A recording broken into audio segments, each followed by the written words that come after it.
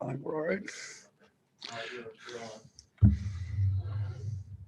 Afternoon, we're back here with Coach Oates. Same as before, use the raise hand function for any questions.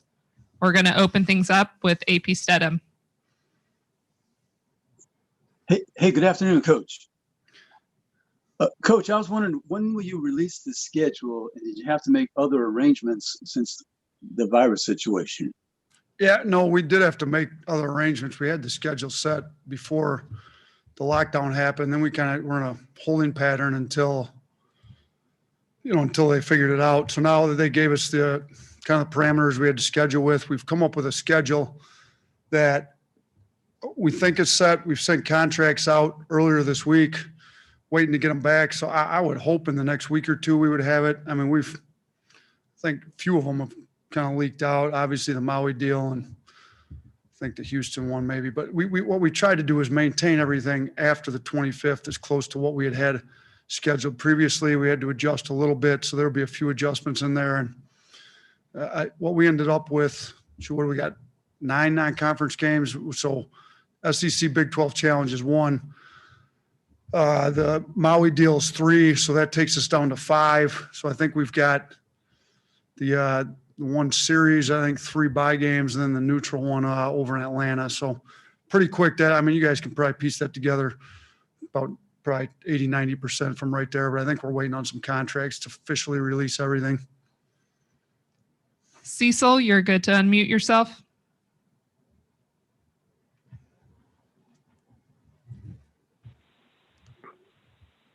Hey, Coach, this is Cecil Hurt. How are you? Doing great. I'm waiting for you to figure the video part of the Zoom out still, Cecil. Yeah, you may have a long wait on that. My motivation level to do that. I do have a couple of questions, and the first one is just, it's not quite the season starting, but it is the opening day of practice. And could you ever have foreseen on, I guess, March the 13th, 14th, sitting in the locker room at Bridgestone Arena in Nashville, what the next 6 months, 7 months were going to be like with the basketball program, and with everybody's basketball program, but with yours in particular? No, absolutely not. I mean, back then when they first canceled the SEC tournament, they were still talking about maybe playing the NCAA tournament. So then the season kind of got canceled. Well, then we were still anticipating being able to recruit maybe in the spring. Then spring gets canceled. We're still trying to recruit in July. I mean, it's just, if you go all the way back, however many months ago that was, 6, 7, 8 months ago, like, I don't think anybody anticipated it being quite like it's been. So to still be having to deal with all these different issues this far down the road from that was not foreseen. Lucky to be to the point we are now where hopefully we're going to play almost a full season. So hopefully we can pull it off and it'll look like a full season. And have they given you any parameters on attendance yet? Do you know anything at all about if you'll have fans, when you'll have fans? Have they even addressed that yet? You know what? I'm guessing they have it at an administrative level. I don't know anything about it. I think as of right now, it's be similar to football. I mean, you got to be probably the same percentages. So I'm guessing maybe based on how football goes and how numbers are, as we get closer, there'll be some adjustments made. But yeah, I don't know, to be honest with you. Thank you, Coach. No problem. Thanks, Cecil. All right, now over to Charlie Potter. Hey, Coach. You're just talking about that first day of practice. What did you see out there, and what do you really want to see these first few official practices now that you're back fully on the court? I mean, we're trying to make, so we didn't go yesterday. Yesterday was first official day you could go. You get 30 days of practice in the 42 days leading up to the game. So we calculate our 30 out. We typically go Monday, Tuesday, take Wednesday off, Thursday, Friday, Saturday, take Sunday off, et cetera. So we're going to maintain that pattern. So we took Wednesday off. We're going to go Thursday, Friday, Saturday. These first 3 days, we're really trying to get like an identity set, defense, blue collar, hard nose, toughness, a lot of defensive drills, rebounding drills, a lot of tougher stuff. So he wants to be tough. You know, our offense was good enough for us to compete at the top of the SEC last year. Our defense was lacking by a large margin. We got to get the defense fixed. We got to establish that mindset right out of the gate. So these first 3 days, that's what we're trying to do. Over to you. Yeah, Nate, I wondered how disruptive the COVID fluid situation has been in terms of team bonding and everything that goes into this time of year preparing for a season. Yeah, it's been a little frustrating. You know, typically we had done that retreat, you know, last few years at Buffalo, and then last year here, that retreat was kind of canceled due to the COVID. We tried to do a similar type deal in-house where we didn't have to go away and sleep in the same, you know, tight quarters and all that. They just stayed here, and we kind of got them up early and went for a few days back earlier in the fall. So kind of missed out on that. A lot of the meetings have been on Zoom. It's just not the same as meeting in person as you guys right now. I mean, I'd rather be looking at you out here than having to do this deal on Zoom. It's a lot better communication when you're in person. So a lot of the team meetings have been via Zoom, which better than nothing, but still not being in person. So yeah, I think it's a little harder to build the team chemistry when you're not able to do as much stuff in person, you know, even locker rooms type stuff. We've had to split guys out, move this, you know, have different type situations like that. They haven't been able to shower in the locker room. So it's, you know, they kind of come in, change, practice, work out, get their stuff, go home. There's not the lounge area has been closed to the players. They haven't been able to hang out and play pool and shuffleboard and all that type of stuff. It's a lot of, I mean, it's not the greatest setting for building team chemistry, but the good thing is I think everybody's on a fairly level playing field, and we're kind of dealing with the same type of stuff everybody else is dealing with, and we're going to do the best we can with it. Next question to Mike Rodak. Yeah, Nate, obviously you've been dealing with the COVID protocols for a little while now, but how does yesterday's news with Nick Saban and Greg Byrne kind of bring it home for you guys? And just from a practical standpoint, how does it affect you and any contact you might have had with Greg recently? Well, lucky for me, I got COVID back in July, so I don't have to worry about it really too much anymore. I maybe should have encouraged them to get it back with me in July, and we wouldn't be worrying about it right now. But I think I got it from my daughter, I guess 16-year-old daughter that was probably out and about a little bit that had it before I did. And so I don't have to worry too much about, I mean, technically I don't have to wear a mask. I try to wear a mask whenever I'm around people just to set the standard that, you know, that's what we're going to do to kind of abide by everything. But so I don't have to worry about being around them personally myself, and I wasn't around them. You know, I think it's unfortunate. I mean, shoot, maybe the biggest football game in the SEC this year, and best coach in the SEC's maybe not going to be able to coach the game. That's unfortunate for everybody involved, in my opinion. So, you know, I don't know what to say other than that. Hopefully they're both, as far as I've heard, they're fairly asymptomatic, I think. So hopefully they get through it here quickly and get back to doing their jobs. But yeah, when I got it, very asymptomatic. I mean, I wouldn't have known I was sick if they weren't testing healthy people, because the minor symptoms I had, I kind of just worked through and didn't even realize it was COVID. Had like a dull headache for a few days, which I literally worked right through until I got tested and realized that, because I had the headache when I was out of the state. I came back. When I got back in the state, I tested before I could work with the team. And that day I got back, the symptoms were gone, and I tested positive. So I personally don't have to worry too much about it anymore, but hopefully they're doing a lot better here. Kirk, you're up with the next question.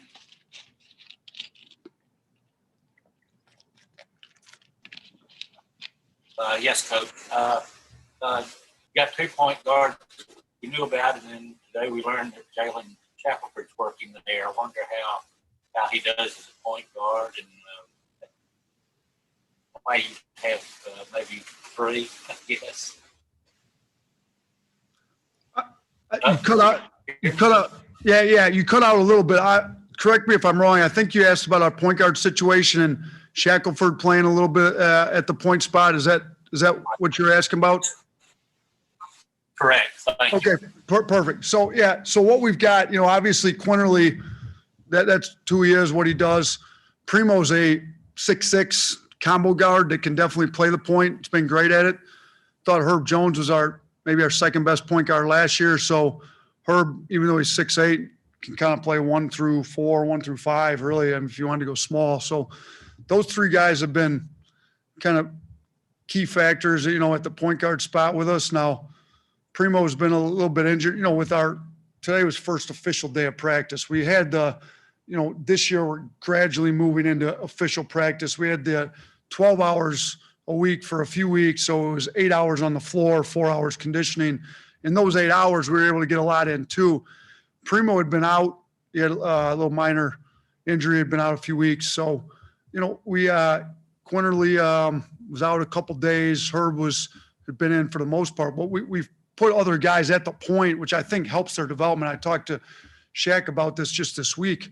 Him playing the point, even though he's not a point guard per se, he's more of a scoring guard, and he does that really, really well. I mean, he scores the ball as good as, about anybody on the team. I think playing him at the point helped with some of his decision-making, doing all that. If we need to play him there, we can. If you play Herb there, you're going to have to have a guy like Shaq guard the point guard going the other way anyways. So, we do have some options, probably not quite as many as we'd like, but I think Quinterly, Primo, Herb, Shaq, Keon Ellis, we played there some, has played it. So we do have some more options than we had last year for sure, but maybe still not quite as many as we'd like, but it's a lot better than it was last year. Over to Tony Sakalas. Yeah, Coach, Herbert Jones and actually a couple of his teammates too talked about his improved jump shot. I just wondered if you noticed that, and if you did, can you tell us a little bit about it? No, he's been working his tail off the entire offseason. I mean, we had discussion. He put his name in a draft, got feedback, one of the best defenders in the country. I'm hoping he is the best defender in the country this year. I think he's got the capabilities to be. Offensively, he wasn't ready for the NBA. One of the big things is, people could sag off him so much. He only made 1 3 last year. So his work in the gym this summer and this fall and then every day moving forward is going to basically determine whether he's able to make millions of dollars or not. So if you come at it with that mindset, you figure out how much money you're making every day in the gym. That's a lot of money on the table. So he spent a lot of time at it. I think he's looked much better. He's still obviously going to be a better driver than shooter. That's in his game. But, if he's just a capable shooter and can keep people honest, I think it'll help his game out. It'll help our game out. It'll help our spacing out. So he's markedly improved. Jordan Bruner made the comment in front of the team once, look, it's not to the point where Herb can make a shot anymore. No, Herb's a shooter now. So, when teammates are making comments like that, I think it gives him confidence. He keeps working at his game, and it's going to get better and better. And obviously, it's some days I think one day in practice he went like 5 for 6. Another day he may not hit one, but we don't need him to go 5 for 6 every day. We just need him to make enough to keep people honest so he can really get to what he does great. William Galloway, go ahead. Hey, Coach. With the turnover in guys and new faces and new players and the ability that they have and the length that they have in terms of improving defensively, do you want to incorporate more in the full court defensively, full court press? Well, we've talked about that a little bit. Also talked about a little bit of zone, just with all the length all over the place. Out of the gate, day 1, 2, 3, first week, first 2 weeks, we're going to get our man defense down as good as we can get it here early, set the tone. I still think that's the core of what we want to do, is be able to guard people man to man, and that be what your base is. Then after that, can you add a wrinkle here or there? I do think it makes some sense to put some type of zone in with, we had the other day in one of our workouts, you had a lineup out there with, I think, Chiku, Herb Jones, John Petty, Bruner, and Alex Reese. That's like 6'10", 6'10", 6'11", 6'8", 6'5". That's some length all over the place. I didn't purposely do it. All of a sudden you looked out there and you realize that's the 5 guys on the same team on the floor, and shoot, that's some length out there. Defensively, you put that out in a zone, it looks a lot more like a Syracuse zone, than what maybe we were able to do before. So I think it does make some sense, even in a full court. I think we could put some pressure on some guys. JQ is more than capable of getting up into guys, being disruptive. I think Keon Ellis, you've got some long athletic wings, and you got some rim protection too. Bruner, Chiku, they're a lot better protecting the rim if you do get into a pressing type situation. So we'll look at it a little bit. It's not going to be the core of what we do, though. These will be the final two questions. We'll start off with James Fletcher. Hey, Coach, I wanted to ask, you guys have, like you mentioned, a lot of new faces around the program, quite a few from that Canadian pipeline now, and then Chiku, of course. How much is there kind of the camaraderie among that group? And then also, is there any French spoken on the court now that wasn't there last season? Listen, I think all of our guys get along pretty well. I mean, the 3 foreign guys, they've all played basketball in the U.S. for the last couple of years. So they've been here. Canadians obviously speak English. So there's not, they've got an accent, kind of like, I guess I've got an accent coming from the North, just a little bit different English accent. They call Chiku Frenchie, like F-R-E-N, what is it, C-H-T-I, kind of like T-C-H-I, or maybe T-C-H-I, Frenchie, like F-R-E-N-T-C-H-I, like his last name, Chiku, but that's how it is. But so Frenchie, as they kind of nicknamed him, he's got a little stronger accent. He's great. All the guys love him. Like, funny kid, great personality. I think those guys all get along well, but you throw in those 3 freshmen with Darius Miles, who's a great kid and easy to get along with. They hang out a little bit. They get along well on the floor. I don't know any French personally. I did hear some of our guys, the more guys into education and history were informing Frenchie that the U.S. had to bail them out in the World War or something, I think. So I heard some talk about that going on with a few of our guys the other day. So there's some friendly banter back and forth on that type of stuff. And we'll wrap things up with Tyler Martin.